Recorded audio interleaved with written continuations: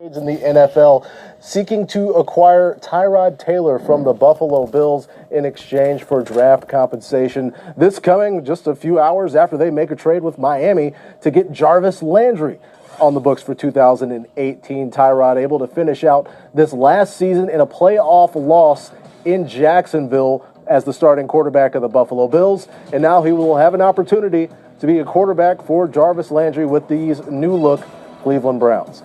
And to discuss the trade and the compensation, let's bring in NFL Network insider Ian Rappaport. Ian, what can you tell us about the deal this afternoon? This deal, which came together pretty quickly this afternoon and does give the Cleveland Browns a bridge quarterback for the 2018 season, is it in exchange with to the Buffalo Bills in exchange for a third-round pick. The only pick they have is pick number 35, and obviously that is a big one and a valuable one. So that goes from Cleveland to Buffalo. And for the Bills, they now have a couple things. First of all, they have no starting quarterback. That is one. But they now become a potential landing spot for a free agent quarterback, whereas they weren't just a couple minutes ago. They also have more ammunition to take all of their picks and trade up in the draft. Remember, they have picks, 2 picks back-to-back in the 20s in the first round. They also have 2 second-rounders. They have 2 third-rounders. They have a lot of picks to go up and get a quarterback. All of a sudden, the Bills have become one of the top teams to watch coming up in the draft. And they get that third-round pick number 65, Ian. But you mentioned bridge quarterback. A lot of people had made the connection between A.J. McCarron and Hugh Jackson. Surprised there that it's going to be Tyrod Taylor as the bridge? A little surprised.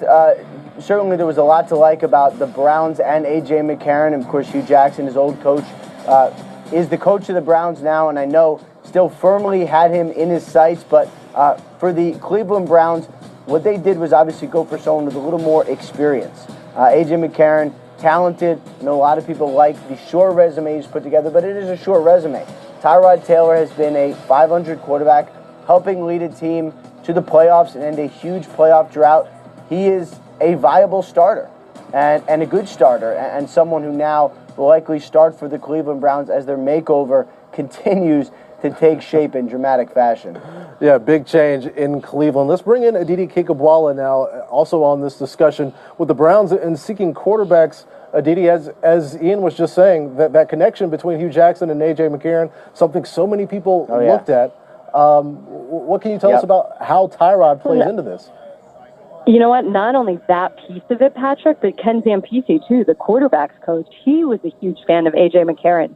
But there's a new offensive coordinator in Cleveland, and that's Todd Haley. And Todd Haley, I've been told, really likes Tyrod Taylor. But the move of the day is the Jarvis Landry. When the trade happened for Jarvis Landry, I thought that this was the Cleveland Browns saying, okay, we mean business, and we are not the same Cleveland Browns that you think of or that you've always thought us to be. Because, look, everybody knew this was going to be a hard sell to free agents. Hugh Jackson said as much the day after the season ended, that this is basically going to be their big difficulty. So you go out, you make a bold move, you say, hey, we've got Josh Gordon, we've got Jarvis Landry, we're still in the market for upgrading our receiving core, and that was to make it more attractive to quarterbacks. So whether Ian wants to say it or not, I'll tell you, I'm definitely stunned by this. But I'm not sure that the Browns are done on the quarterback market just yet. And Aditi, you mentioned that deal with Jarvis Landry, at least the deal to acquire Jarvis Landry. Do you think that the Browns are interested in signing Jarvis to a long-term deal before the season starts?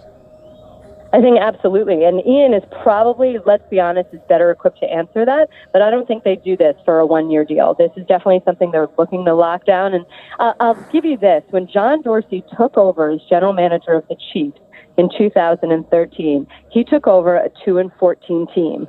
He immediately made that team a playoff team. They went 11-5 that season. How did he do it? Through free agency and on the trade market. He went out, he got Alex Smith, a veteran quarterback who obviously was a cornerstone there for 5 years, and he worked the market. It wasn't necessarily, now, we know that 2013 draft wasn't the greatest of drafts, but with 12 draft picks to work with when they started the day-to-day, John Dorsey has a lot to maneuver with, and he has a lot to offer. The Browns are definitely going to be players over the next week, that's for sure. Aditi, if you look at your Twitter timeline, or really anybody's right now, a lot of people are making the connection that Tyrod Taylor goes to Cleveland here. So that means a quarterback might not be in the picture at one. Do you feel that way? No, definitely not, because I do not believe, I mean, with all due respect to Tyrod Taylor, this is not the franchise quarterback for the next 15 years. And the Cleveland Browns, as long as they have been the Cleveland Browns in Cleveland, have been searching for that franchise quarterback. I think the phrase that Ian used, a bridge quarterback, is really the best way to look at this. Let's bring Ian back in this conversation with regards to at least the Jarvis Landry portion of Cleveland's wild day of trades. The idea of signing Landry long term, do you think there's a timeline on that, or is Cleveland okay with having him on the tag this season?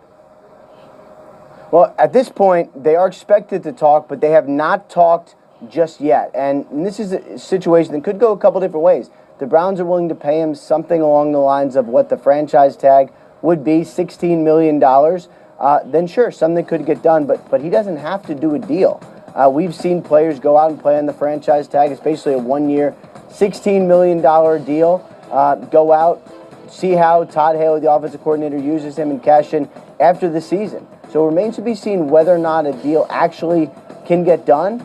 The timetable exists the same as it was for all players who have signed the franchise tag up through July 16th. So he's not going to get to play a season before they do a deal, but they will at least get him in OTAs and minicamp and maybe see what kind of player they have.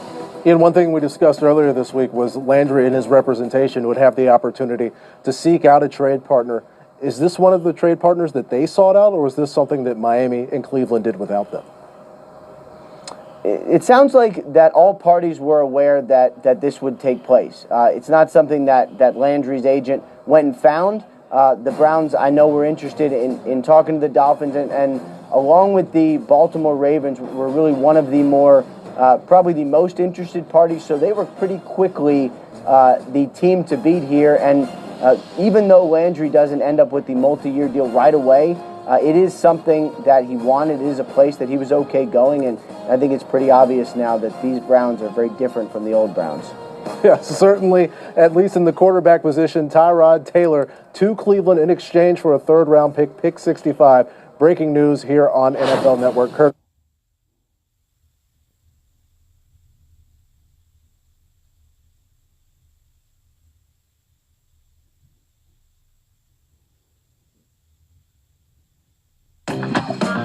See how this can give you access to this. Let's say